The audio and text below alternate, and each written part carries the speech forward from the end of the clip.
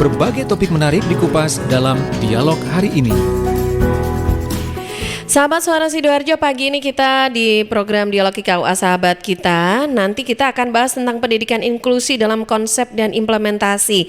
Untuk Anda yang saat ini juga masih terus setia di Suara Sidoarjo, Anda bisa tetap ikuti sampai jam 10 nanti ya. Kita nanti akan berbincang dengan narasumber kita, Ibu Priyanti Rusanti SSOS MPD, Koordinator Pendidikan Inklusi. Nah, pagi ini juga untuk Anda yang juga mungkin ingin bergabung via Zoom, Anda bisa gabung juga untuk password dan untuk bisa gabung dengan Zoom, Anda bisa tanyakan di WhatsApp ya Suara Sidoarjo. Saya pagi ini ditemani oleh Karina Putri. Anda bisa tanyakan di WhatsApp 082132640109. Nah, pagi ini kita sudah bersama dengan Ibu Priyanti. Selamat pagi, Assalamualaikum Ibu. Bu Yanti sudah bersama dengan saya kah? Oke, belum bisa tersambung? Ya, mungkin bisa dibuka untuk mute-nya Bu Yanti? Sudah. Oh, sudah ya. Sudah. Oke, baik. Assalamualaikum. Waalaikumsalam warahmatullahi wabarakatuh. Apa kabar Bu Yanti? Alhamdulillah. Baik ya. Ibu, mohon maaf, ini saya benar ya panggilnya Bu Yanti ya? Kalau Biasanya panggilan biasanya kalau murid-murid saya panggilnya Bu Nuning. Oh, Bu Nuni. Iya, Nuning. Oh, Ibu Nuning. Iya. Oh, ya udah deh, saya ikut murid-muridnya aja deh ya. Oke, boleh. Biar lebih dekat juga nih dengan Ibu Nuning. Kita nanti akan bahas tentang pendidikan inklusi ya Bu Nuning dalam konsep Insya Allah. implementasi. Nah, ini kalau murid-muridnya biasanya sebelum kita masuk ke tema nih, boleh perkenalan dulu Bu Nuning. Biasanya ini murid-muridnya di mana aja nih Bu Nuning? Kebetulan saya pernah mengajar di SMA Negeri 1 Gedek sebelum di SMA Negeri 1 Gedangan. Kalau sekarang kan saya mengajar di SMA Negeri 1 Gedangan. Oke, sekarang di SMA Negeri 1 Gedangan ya aktivitasnya ya Bu. Nah, tapi ini di sana ngajar apa sih Bu Nuning? Ngajar pelajaran sejarah dan antropologi. Sejarah dan antropologi. Nah, oke, kita boleh dikenalkan dulu tentang pendidikan inklusi ini sebetulnya Bu Nuning seperti apa sih? Baik ya. Kalau misalkan kita ingin mengetahui tentang pendidikan inklusi, harus dimulai dari latar belakangnya dulu. Jadi pada tanggal 7 sampai 10 Juni tahun 1994, UNESCO mengadakan pertemuan di Salamanca, Spanyol yang hasilnya disebut Salamanca Statement and Framework for Action on Special Needs Education. Di dalam pernyataan Salamanca itu disebutkan bahwa setiap individu memiliki hak untuk mendapatkan pendidikan dalam lingkungan keluarga, sekolah, dan masyarakat, di mana dia berada tanpa memperhatikan kesulitan, perbedaan yang mereka miliki itu. Dan kemudian di Indonesia ada Undang-Undang Nomor 4 Tahun 1997 tentang penyandang disabilitas. Terlepas dari semua itu, kita sudah tahu, kita sudah pahami semua bahwa dalam Undang-Undang Dasar 1945 Pasal 31 Ayat 1 yang menyebutkan bahwa hak dasar warga negara untuk mendapatkan pendidikan. Nah, di situ kemudian dijabarkan lagi dalam Undang-Undang Sisdiknas Nomor 20 Tahun 2003 Pasal 5 yang antara lain isinya hak warga negara untuk mendapatkan pendidikan yang itu termasuk bagi yang memiliki kelainan fisik, emosional, mental, intelektual, dan sosial yang berhak mendapatkan pendidikan fisik.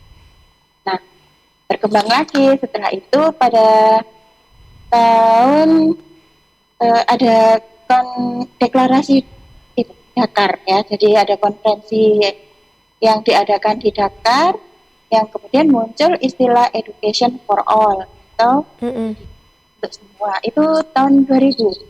Nah, dari deklarasi Dakar itulah yang diikuti sekitar 164 negara termasuk Indonesia, muncul konsep pendidikan untuk semua atau yang kemudian kita kenal dengan pendidikan inklusi.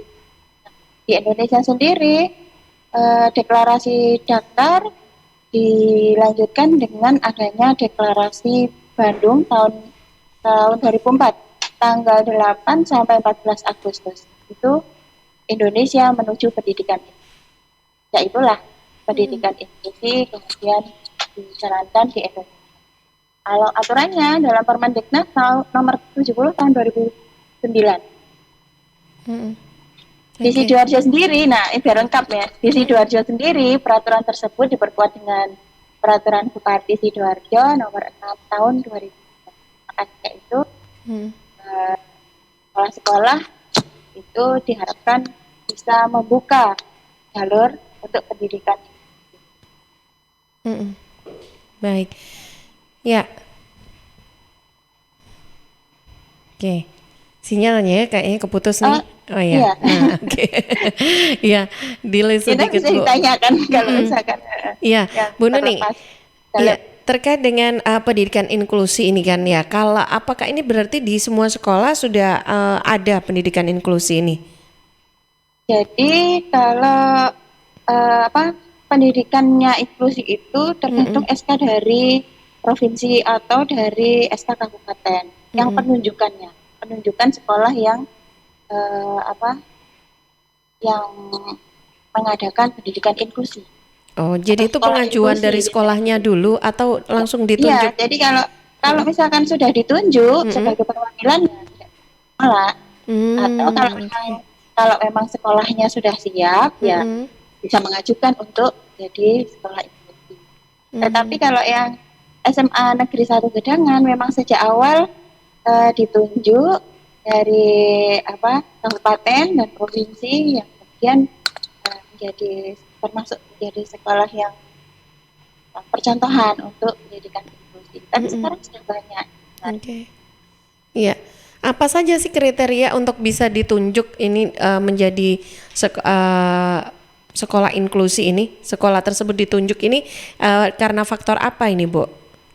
Sebenarnya ini adalah masalah kesiapan ya, dan memang itu adalah peraturan menteri yang diantaranya memang setiap sekolah itu di setiap daerah itu harus ada yang menjadi sekolah inklusi. Memang kalau di Sidoarjo sendiri tidak semua sekolah menjadi sekolah inklusi atau yang menerapkan pendidikan. Oke. Nah, Bu Nuning, ini kalau dari kita kan akan bahas tentang konsep dan implementasi ya. Nah, konsep dari kan kalau kita lihat sekarang pendidikan ini juga kan kayaknya ada beberapa, biasanya itu naik tahun, setelah 1 tahun itu akan ada perubahan-perubahan, penyesuaian begitu secara kurikulum ataupun yang lainnya. Nah, bagaimana dengan pendidikan inklusi sendiri terkait dengan konsepnya sendiri dan implementasinya, apakah itu akan ada perubahan atau penyesuaian lagi atau seperti apa setiap tahunnya? Jadi begini, kalau dari awal tadi saya sampaikan bahwa pendidikan inklusi itu kan dimulai dari konsep education for all, jadi pendidikan itu untuk semua. Jadi setiap anak itu memiliki hak untuk mendapatkan pendidikan di sekolah manapun ketika mereka bergabung dengan teman-temannya yang reguler. Jadi yang kita bahas anak-anak yang berkebutuhan khusus ya. Iya. Jadi mereka memiliki hak yang sama dengan teman-teman mereka yang reguler. Nah itu. Oh, jadi sama aja ya Bu sebetulnya ininya ya. Ya kalau dulu yang kita pahami biasanya kan anak-anak yang berkebutuhan khusus harus sekolah di SLB. Ya, Nah, dibedakan kalau sekarang dengan education for all ini setiap sekolah sebenarnya tidak boleh menolak. Ya cuma tadi kalau itu sudah bukan wewenang saya ya. Jadi kalau misalkan ada sekolah yang masih belum menjadi sekolah inklusi ya itu terserah sekolah itu sendiri. Kecuali kalau nanti ada penunjukan dari provinsi, misalnya kalau SMA, SMK, MA kan ikut provinsi, jadi tergantung kebijakan dari dinas provinsi, dinas pendidikan provinsi. Tapi kalau sebenarnya kalau ada anak misalkan yang ingin sekolah dimanapun ya, meskipun sekolah itu belum menjadi sekolah inklusi harus tetap diterima. Kalau sebenarnya seperti itu. Iya. Jadi sedangkan yang tadi pada sisi implementasinya di sekolah, apakah itu ada perubahan-perubahan yang jelas ada persiapan-persiapannya untuk sekolah inklusi ada beberapa yang harus dipersiapkan. Misalkan dalam implementasinya itu ada 8 ya. Itu juga sesuai dalam Undang-Undang nomor 70 tahun 2009. Jadi ada 8 komponen yang harus dipersiapkan oleh pemangku kepentingan atau stakeholder. Dari 8 itu, yang pertama adalah peserta didiknya, kemudian kurikulumnya, terus tenaga didiknya, dan kegiatan pembelajarannya bagaimana, penilaian dan sertifikasinya, manajemen sekolah itu sudah siap apa belum, kemudian pemberdayaan. Itu yang 8 komponen yang harus ada ketika sekolah itu sudah ditunjuk atau melaksanakan pendidikan. Nah, tapi berkaitan dengan untuk anak-anak didiknya sendiri, Bu Nuning, tujuan yang sebetulnya nanti itu dicapai oleh anak-anak itu dengan mengikuti belajar dalam model inklusi itu seperti apa sih, Bu Nuning? Iya, tujuan yang harapannya ini nanti bisa dicapai untuk anak-anak ini sendiri dalam mengikuti kegiatan belajar mengajar dengan inklusi ini seperti apa sebetulnya tujuannya? Kalau anak-anak yang berkebutuhan khusus belajar di sekolah, mereka memiliki hak yang sama seperti teman-temannya yang lainnya, yang teman-teman yang reguler. Jadi mulai dari pembelajarannya di dalam satu kelas yang sama, kemudian sosialisasinya, adaptasinya itu memiliki hak yang sama dengan teman-temannya yang reguler. Iya, harapannya berarti itu bisa apakah itu bisa membuat justru kepercayaan diri pada anak-anak berkebutuhan khusus itu akan lebih bagus atau bagaimana itu, Bu, nantinya pada anak-anak ya, itu? Jadi ini ada dua kebaikan sebenarnya dalam konsep pendidikan inklusi ini. Untuk anak-anak yang berkebutuhan khusus, mereka merasa diterima oleh teman-temannya yang reguler. Sedangkan untuk anak-anak yang reguler, mereka memiliki empati yang lebih tinggi kepada teman-temannya yang memiliki kebutuhan khusus. Biasanya kan kadang-kadang ada yang merasa wah itu nggak sama, mungkin ada sampai sebutan itu nggak normal dan seterusnya. Tetapi di dalam sekolah inklusi atau yang menerapkan pendidikan inklusi, anak-anak itu memiliki rasa simpati dan empati yang kuat antara mereka. Sedangkan bagi anak berkebutuhan khusus, mereka merasa bahagia dan merasa diterima oleh teman-temannya yang lain. Jadi mereka tidak merasa berbeda. Itu yang penting. Oke. Nah, baik sahabat Suara Sidoarjo, pagi ini kita bersama Bu Nuning lagi sedang membahas tentang pendidikan inklusi dalam konsep dan implementasi di program Dialog IKUA Sahabat Kita. Anda yang mau bergabung juga untuk sharing, silakan, saya tunggu Anda bisa gabung di 0318961514 atau sampaikan pertanyaan sharing Anda juga lewat WhatsApp di 08213264 109. Bu Nuning, kita jeda dulu sebentar, nanti kita akan lanjut lagi ya untuk pembahasannya. Saya hadirkan dulu untuk beberapa informasi yang akan lewat. Suara Sidoarjo, Lembaga Penyiaran Publik Lokal Pemerintah Kabupaten Sidoarjo.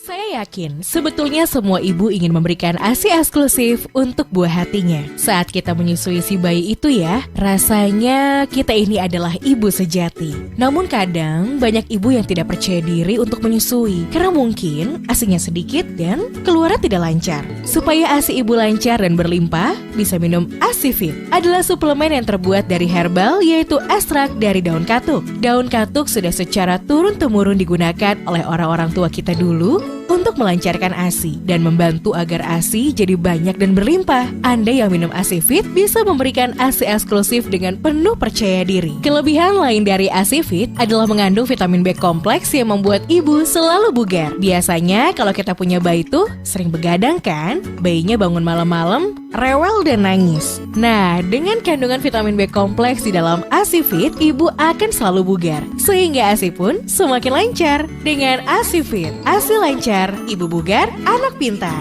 Ayo, dukung ASI eksklusif. Holding close, holding tight.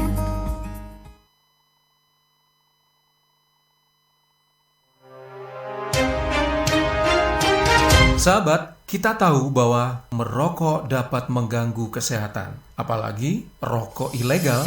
Ciri-ciri rokok ilegal yaitu rokok yang beredar di pasaran tanpa pita cukai, memakai pita cukai palsu, memakai pita cukai bekas, atau rokok yang memakai pita cukai yang salah peruntukan. Dengan harga jual yang murah, maka rokok ilegal pasti berdampak negatif, diantaranya meningkatkan jumlah perokok pemula dan juga berdampak pada penerimaan negara. Mari bersama-sama memberantas rokok ilegal. Iklan layanan masyarakat ini dipersembahkan oleh Bea Cukai Sidoarjo.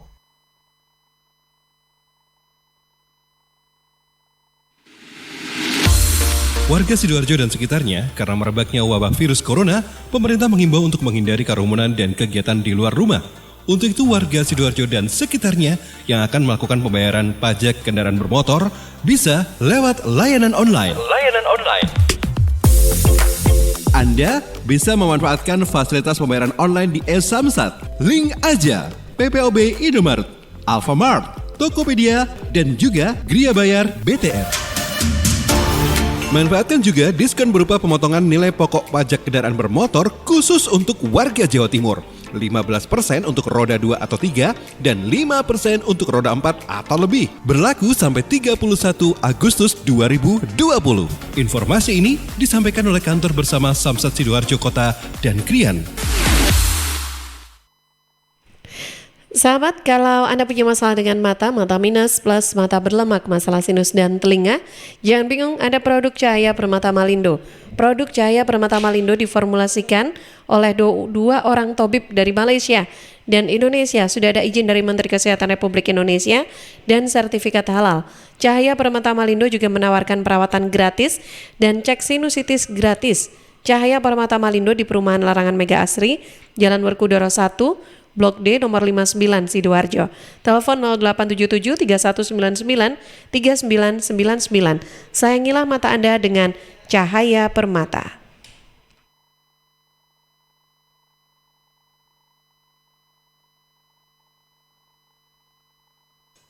Wah, habis makan, merokok dulu ah. Ih, asap apa sih nih, ganggu banget. Mas, kesini sebentar bisa? Ya mbak. Asap apa sih nih mas? Dari dapur restoran bukan sih? Oh bukan mbak, itu di meja 13 ada yang merokok. Oh, mas, kalau minta tolong kasih tahu bisa nggak ya mas? Kalau asap rokoknya mengganggu? Ya mbak, bisa, saya kasih tahu sekarang. Makasih ya mas. Mas, maaf mas. Oh ya, ada apa? Maaf mas, asap rokoknya mengganggu pengunjung restoran yang lain. Oh iya mas, saya matikan rokoknya sekarang. Maaf ya mas. Iya, terima kasih mas. Ingat, jangan merokok di tempat umum. Iklan layanan masyarakat ini dipersembahkan oleh Suara Sidoarjo. Your multi-platform radio. Tisu, masker, hand sanitizer, apalagi ya? Situ mau kerja atau mau camping sih? Kayak mau naik gunung aja. Hello, selama ini kemana aja? Ini yang perlu disiapin buat adaptasi kebiasaan baru alias new normal. Sekarang ini kita kudu dan harus terbiasa dengan kebiasaan hidup sehat, bersih, sesuai protokol kesehatan.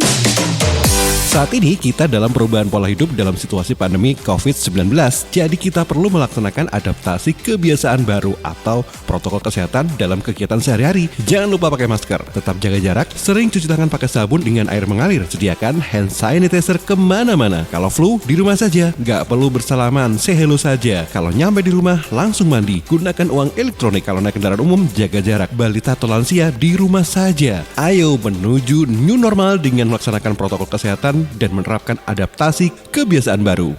Hei, udah jam berapa nih? Kebiasaan telat juga masuk new normal ya?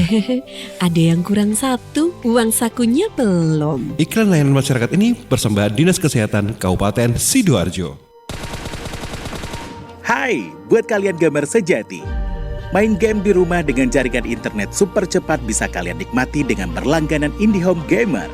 Nikmati keseruan games populer dan benefit game lain yang bisa kalian dapatkan dengan harga terjangkau mulai dari Rp380.000 per bulan. Daftar sekarang di aplikasi My IndiHome dan website indihome.co.id ya. Wujudkan bersama Indi. Bilbook bermartabat, Sidoarjo hebat. Sidoarjo, yuk podo semangat. Kita sambut pilkada serentak. Ajak sanak saudara memberikan suara untuk masa depan Sidoarjo. Ojo lali hari Rabu 9 Desember 2020. Rame-rame ke TPS kita nyoblos. Yuk warga Sidoarjo, pakai hak pilih kita untuk milih bupati dan wakilnya. Sukseskan pilgub langsung, umum bebas rahasia, jujur adil serta bermartabat. Yuk warga Sidoarjo, pakai hak pilih kita untuk milih bupati dan wakilnya. Sukseskan pilgub langsung, umum bebas rahasia, jujur adil serta bermartabat. Pilgub bermartabat, Sidoarjo hebat. Pilgub bermartabat, Sidoarjo hebat.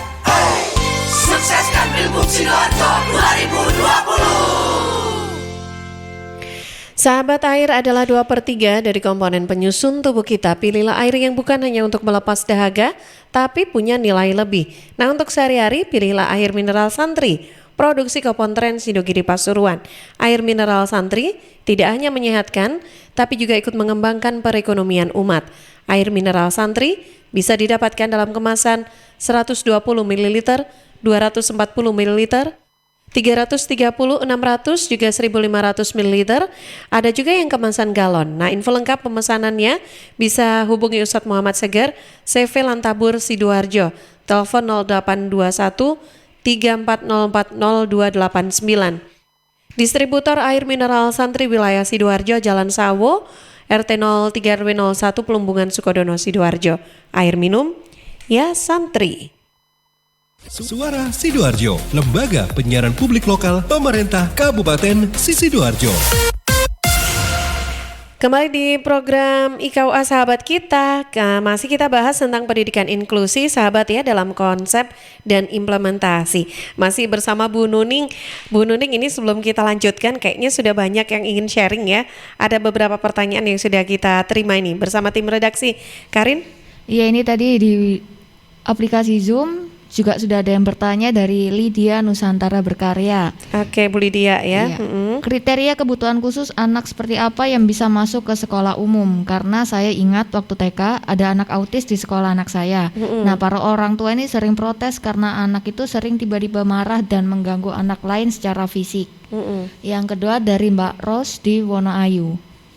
Saya ingin bertanya, apabila di sebuah sekolah itu sebelumnya tidak ada anak yang berkebutuhan khusus, namun ternyata di tahun pembelajaran berikutnya ini ada anak didik baru yang masuk ke dalam kategori berkebutuhan khusus.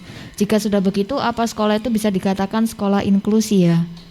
Kemudian ini ada satu juga dari Instagram Suara Sidoarjo, Cinta Dewi P. Cinta Dewi. Iya. P. P-nya siapa? Kayaknya. Iya, oke. Ya, jadi pertanyaannya ini apa ada perbedaan untuk sekolah inklusi dan SLB itu sesungguhnya? Oh, inklusi dan SLB. Oke. Terima kasih yang sudah bergabung. Bu Nuning, boleh kita tanggapi dulu? Ya, terima kasih. Dari yang Mbak Lydia Nusantara dulu tadi ya. Iya, boleh Bu. Nah, itu tentang anak berkebutuhan khusus seperti apa yang bisa masuk di sekolah inklusi. Jadi ada beberapa hambatan-hambatan dari peserta didik yang harus kita ketahui.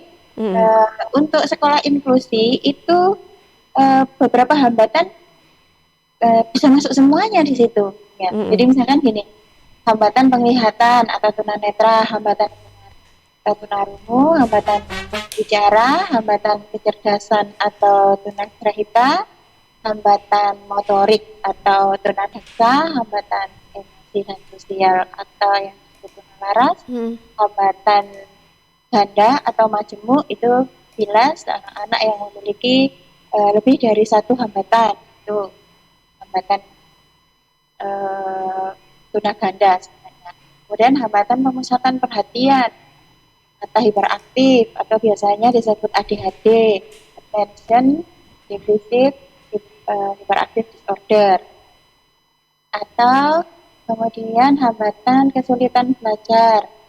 Misalkan ada yang kesulitannya bersifat khusus atau majemuk, misalkan tidak bisa membaca, tidak bisa berhitung atau nulis, gitu.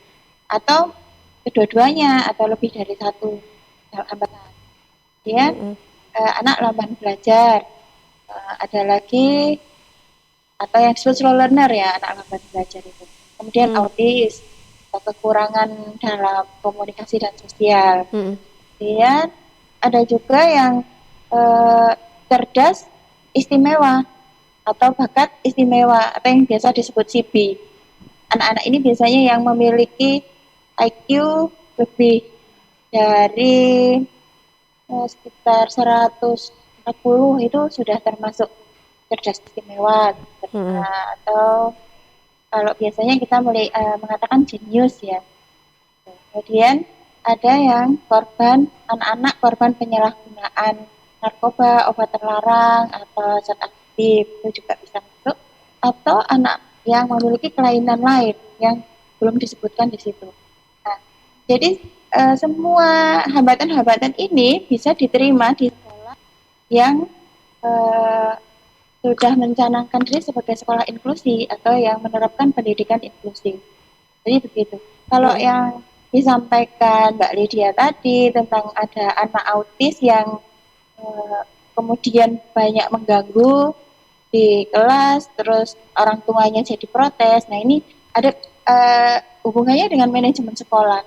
Jadi di dalam pendidikan inklusi itu yang berhubungan dengan manajemen sekolah harus menyiapkan beberapa hal yang harus ada. Misalkan jadi PDBK-nya tadi, peserta didik berkebutuhan khususnya tadi dengan gangguan atau hambatan apa, itu harus jelas. Kemudian dari sisi ketenagaannya itu ada guru reguler dan guru pendamping khusus, itu harus ada. Jadi kalau misalkan ada anak yang sedang mengalami ketika dia tiba-tiba seperti itu, nanti ada guru pendamping khusus yang bisa menyelesaikan. Jadi biasanya dibawa keluar dari teman-temannya seperti itu. Dan kalau di SMA biasanya kita punya ruang sumber ya dari sarana prasarana. Nanti kita bisa bawa anak-anak itu ke ruang sumber. Di situ mereka akan lebih tenang, didekati oleh guru pendamping.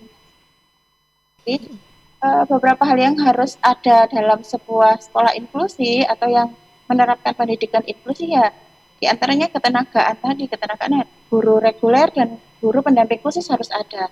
Kemudian sarana dan prasarananya juga harus ada.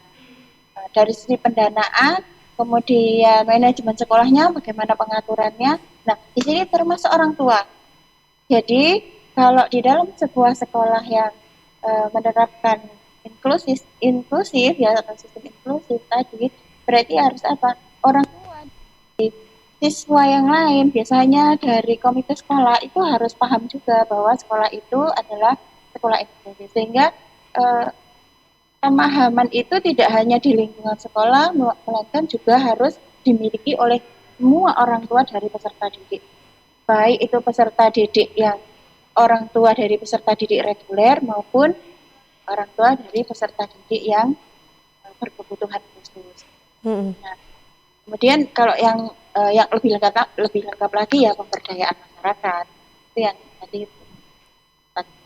Tapi untuk pertanyaan Mbak Lydia, saya kira itu.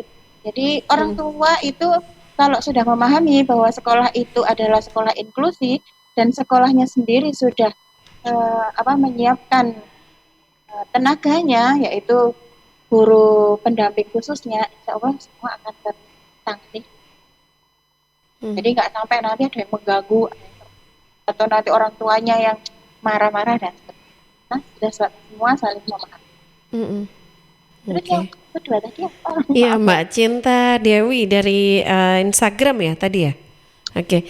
Pertanyaannya bedanya sekolah inklusi ini dengan SLB. Iya. Kalau SLB itu hanya menangani anak-anak berkebutuhan khusus saja, misalkan dari kategori hambatan-hambatan tertentu. Ya, misalkan kalau ada yang hambatannya tunawicara atau tunarungu atau yang tunanetra dan seterusnya. Nah, itu kalau yang SLB. Sedangkan kalau sekolah inklusi atau sekolah yang menerapkan pendidikan inklusif itu adalah sekolah umum, sekolah reguler yang menerima peserta didik berkebutuhan khusus. Oke, putus-putus suaranya Ibu Nuning. Menghilang suaranya. Oh gitu. Oh ya, boleh diulang sedikit yang terakhir tadi tidak terdengar jelas Bu Nuning. Bentar, saya ulang ya. Jadi kalau SLB itu hanya sekolah yang khusus diperuntukkan anak-anak berkebutuhan khusus dengan hambatan-hambatan tertentu. Misalkan jadi ditetapkan oleh entah itu yang tunarungu atau tunawicara atau tunanetra. Jadi hambatan-hambatannya tertentu. Kalau yang sekolah inklusi atau sekolah umum yang menerapkan pendidikan inklusif itu adalah sekolah yang sekolah umum, sekolah reguler seperti sekolah SDN apa-apa misalkan sampai SMP, SMA dan bahkan perguruan tinggi, tetapi menerapkan pendidikan inklusif. Mereka menerima, sekolah-sekolah itu menerima anak-anak atau peserta didik yang berkebutuhan khusus. Kalau SLB itu sudah khusus, kalau sekolah inklusi itu yang sekolah umum yang menerima peserta didik. Oke. Baik, Bu Nuning, satu pertanyaan lagi. Ini kita sudah terima dari Pak Muzaki yang ada di Sukodono. Selamat pagi untuk narasumber. Saya pernah melihat di sekolah anak saya yang memang masih TK. Ada salah satu muridnya ini sepertinya berkebutuhan khusus. Nah, di sana saya melihat kok dia seperti dikucilkan oleh teman-temannya. Nah, saya juga pernah lihat ada di salah satu sekolah dasar ini ya double. Di sekolah dasar itu juga melihat ada anak yang justru dikucilkan, bahkan ada yang ibunya itu sampai cerita di WhatsApp grup istri saya bahwa anak ini sering dibully oleh teman-temannya lain yang tidak berkebutuhan khusus. Oke. Kurang lebihnya begitu ya Pak Muzaki. Terima kasih untuk pertanyaannya. Bu Nuning, boleh kita tanggapi dulu Pak Muzaki sebelum kita ke jeda beberapa informasi? Iya, jadi kalau kan sekolah itu sudah ditetapkan sebagai sekolah inklusif, insya Allah tidak ada yang seperti itu. Ya, kalaupun kemudian namanya anak itu banyak ya, karena sekolah itu banyak bermacam-macam. Kalaupun nanti muncul kasus, itu akan segera ditangani.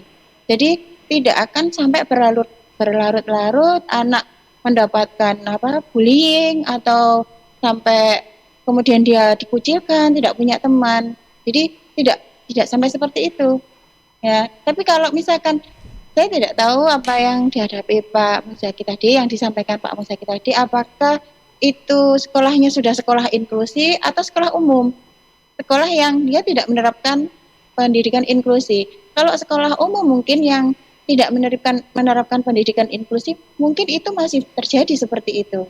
Jadi anak-anak yang memiliki kebutuhan khusus dikucilkan, terus kemudian ada bullying dan seterusnya. Tetapi kalau di sekolah inklusif tidak ada seperti itu. Kalaupun ada ya, misalkan kalaupun itu ada, akan segera terselesaikan dan itu insya Allah tidak berlarut-larut.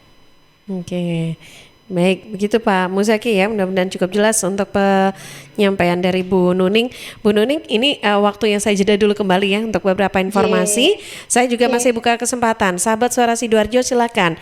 Yang ingin sharing juga pagi ini, Anda bisa gabung sekali lagi 0318961514, WA di 0821 3264 109.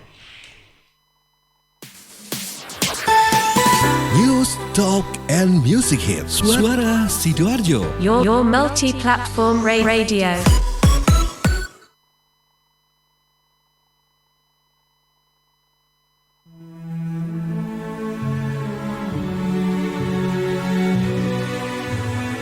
(17 Agustus adalah peringatan HUT Kemerdekaan Republik Indonesia ke-75 dengan tema Indonesia Maju. Kofifa Indar Parawangsa, Gubernur Jawa Timur, mengajak seluruh warga Jawa Timur ikut serta berpartisipasi. 17 Agustus ini kan sebetulnya ekspresi merah putih, ekspresi NKRI. Jangan cuma mereka NKRI harga mati, wah, tapi ekspresinya, saya rasa lagu-lagu Gomblo itu akan membangun heroisme yang luar biasa.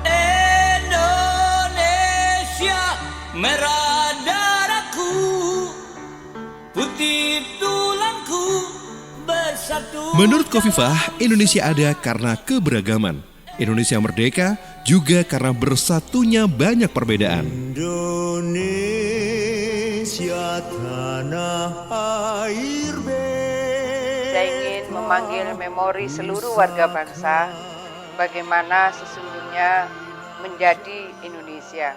Tanpa Jawa bukanlah Indonesia.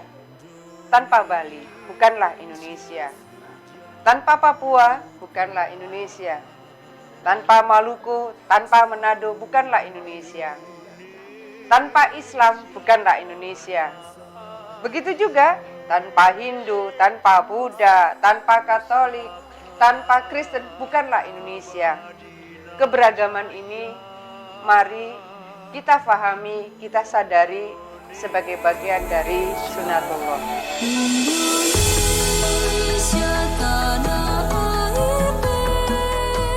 Artinya semangat untuk ber-Indonesia kita bangun, momentumnya sangat kuat sekali. Semua yang bisa mengkomunikasikan, sebarkanlah, siarkanlah, ajaklah, bangunkan jiwa raga warga Jawa Timur. Kebiar pelangi jingga. Dirgahayu Kemerdekaan Indonesia ke-75 dari Jawa Timur untuk kejayaan negeri. Persembahan Asosiasi Lembaga Penyiaran Publik Lokal Jawa Timur. Suara Sidoarjo, Lembaga Penyiaran Publik Lokal Pemerintah Kabupaten Sidoarjo. Sahabat Suara Sidoarjo, kalau Anda mau duit total 5 juta rupiah, nah Anda bisa ikuti kuis gerakan pakai masker GPM BCA. Setiap hari ada 7 orang yang mendapatkan uang masing-masing 100.000 rupiah. Hadiahnya langsung ditransfer ke rekening Sakuku. Makanya download Sakuku di smartphone Anda. Aplikasi Sakuku, uang elektronik yang dikeluarkan BCA. Kuis mulai 20 Agustus sampai 26 Agustus 2020 pagi jam 9 kurang seperempat sampai jam 9 pagi. Sorenya untuk jam 5 kurang seperempat sampai jam 5 sore. Anda bisa interaktif di 0318961514. Kuis gerakan pakai masker GPM persembahan BCA. News, Talk, and Music Hits. Suara Sidoarjo. Your multi-platform radio. Ya, sahabat, masih membahas tentang pendidikan inklusi dalam konsep dan implementasi. Kita masih berbincang bersama Ibu Nuning. Nah, Bu Nuning, ini ada yang bergabung lagi dengan kita. Boleh kita sapa dulu juga ya, Bu Nuning? Iya. Oke, Karin? Iya. Ini jadi ada pertanyaan yang masuk di WhatsApp redaksi dari Ibu Waluyo di Lebo. Saya ingin bertanya kepada Bu Priyanti atau Bu Nuning, menurut Ibu jika anak kita itu sudah terlihat memiliki ciri-ciri berkebutuhan khusus, lebih baik disekolahkan di sekolah inklusi atau SLB ya Bu. Dan untuk memilih sekolah inklusi sendiri nih, kira-kira ada ciri-cirinya nggak? Barangkali ada sekolah inklusi yang bagus, untuk memilih sekolah inklusi yang bagus. Oke. Ya, silakan Bu Nuning, boleh ditanggapi dulu Bu Waluyo di Lebo. Baik, terima kasih Bu Waluyo. Ini saya mencoba menjawab. Ibu, kita nggak bisa langsung menjustis ya, memvonis anak itu berkebutuhan khusus atau tidak sebelum mengadakan atau melakukan asesmen. Jadi di sekolah umum pun, di sekolah reguler pun, sebelum itu ditetapkan sebagai anak yang berkebutuhan khusus atau bukan, itu harus ada proses yang dilalui, yaitu asesmen. Jadi asesmen di sini bisa dilakukan, asesmen awal bisa dilakukan oleh guru pendamping khusus yang memang berasal dari berlatar belakang pendidikan luar biasa ya, jadi PLB. Tetapi kemudian harus dipastikan dengan tes psikologi. Disinilah harus ada kerjasama atau ada kaitan dengan tenaga ahli, baik itu dari psikolog maupun dari dokter. Ya. Nah, itu yang nanti baru kemudian kita bisa memastikan bahwa anak ini memang berkebutuhan khusus. Dan nanti akan diarahkan juga kebutuhan khususnya dalam atau hambatannya apa. Jadi tidak bisa Bu, kalau misalkan kita itu, anak ini seperti kebutuhan khusus, nah seperti terus apa kita masukkan ke SLB atau ke sekolah inklusi. Tidak begitu, kasihan ya Bu, nanti kalau ternyata anaknya tidak berkebutuhan khusus malah stres dulu. Nah, ini yang harus dilakukan kalau misalkan kita sebagai orang tua yang kira-kira kita memiliki anakku ciri-cirinya seperti ini, maka kita harus memastikan dulu. Kalau sebagai orang tua yang misalkan proaktif ya, jadi langsung bisa datang ke dokter atau untuk memeriksakan keadaan dari putra-putrinya. Nanti baru kemudian ketahuan, setelah ketahuan benar ya, memang putra-putri kita itu ada yang berkebutuhan khusus, baru kita akan memutuskan apakah itu nanti kita sekolahkan di SMP atau di sekolah inklusi atau yang sekolah umum yang menyelenggarakan pendidikan inklusi. Begitu Ibu. Jadi mungkin sampai di sini ya Bu, jawaban saya ini mungkin bisa diterima. Ya, oke, baik. Nah Bu Nuning, ini di sisa waktu kita terakhir mungkin apa sih poin penting lagi yang perlu kita pahami tentang pendidikan inklusi? Jadi sebenarnya intinya itu pendidikan inklusi adalah pokoknya itu ada di education for all. Jadi setiap sekolah itu wajib ya, sebenarnya ini peraturannya tuh wajib menerima anak-anak yang berkebutuhan khusus. Namun memang ada beberapa sekolah yang memang merasa belum mampu, belum siap untuk menjadi sekolah inklusi, maka ada beberapa sekolah yang memang sudah ditunjuk oleh pemerintah, baik itu pemerintah daerah, kabupaten, kota, ataupun pemerintah provinsi untuk menjadi sekolah inklusi. Dan intinya pada sekolah inklusi itu adalah kebersamaan anak-anak reguler dengan anak-anak yang berkebutuhan khusus. Mereka mendapatkan hak yang sama, belajar yang sama, di kelas yang sama, dengan guru-guru yang sama di sekolah-sekolah. Itu yang sebenarnya intinya. Sebentar, mohon maaf ya, tadi kayaknya ada Mbak Ros ya, Ibu Ros ya, yang bertanya tentang apa ya tadi ya? Kayaknya ada kok. Ya, di Zoom ya? Yang Bu Ros. Ya, saya tadi disampaikan juga kok, ada anak didik baru yang tergolong ABK, apa sekolahnya otomatis jadi sekolah inklusi. Nah, ini tidak ya. Jadi kalau misalkan ada anak didik yang berkebutuhan khusus kemudian sekolahnya disebut sekolah inklusi, enggak, karena sekolah inklusi nanti akan ditetapkan melalui peraturan baik itu dari kabupaten, SK ya, SK dari kabupaten, kota maupun dari provinsi. Dan yang tadi dipastikan sudah menyiapkan manajemen sekolahnya. Iya. Oke. Iya, baik Bu Nuning, zakat ini pesannya untuk para orang tua yang mungkin mempunyai anak berkebutuhan khusus seperti apa Bu Nuning? Jadi setiap anak itu ada terlahir istimewa. Jangan sampai kita menganggap anak-anak kita itu menjadi anak-anak yang tidak normal, atau jangan sampai ada pemikiran bahkan sebutan ya, sebutan yang mengatakan bahwa itu anak cacat, itu anak tidak normal. Mungkin ini yang harus kita kita hindari, sebutan-sebutan, meskipun itu hanya sebutan ya, itu sangat berpengaruh pada jiwa anak-anak kita. Jadi kalau di sekolah kami di SMA Negeri 1 Gedangan, kami menyebut anak-anak yang berkebutuhan khusus itu adalah anak-anak berlian. Jadi kami tidak menyebutkan mereka itu anak yang cacat, anak yang ABK yang berkebutuhan khusus yang dengan sebutan-sebutan yang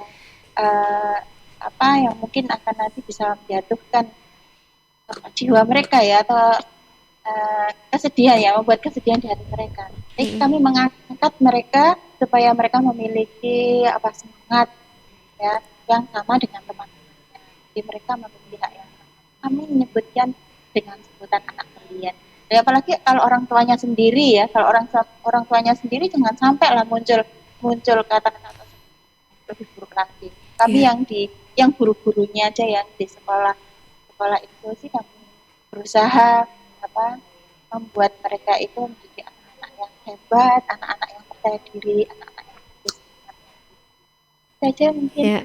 Maaf kalau ada kekurangannya. Baik, wow, luar biasa Bu Nuning. Ini satu semangat baru ya tentunya untuk para orang tua yang punya anak berkebutuhan khusus ataupun adik-adik kita yang memang berkebutuhan khusus. Ini mudah-mudahan bermanfaat sekali perbincangan kita untuk semua sahabat Suara Sidoarjo. Bu Nuning, terima kasih banyak. Salam sukses selalu untuk Bu Nuning.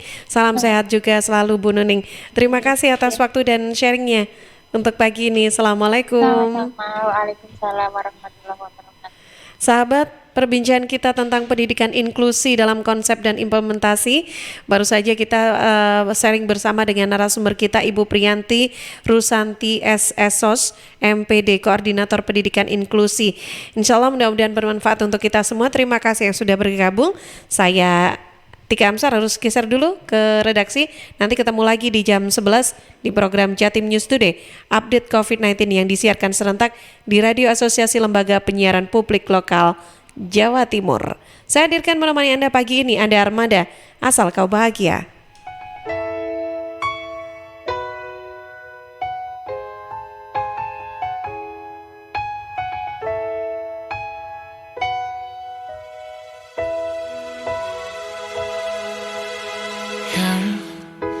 Kemarin ku melihatmu, kau bertemu dengannya.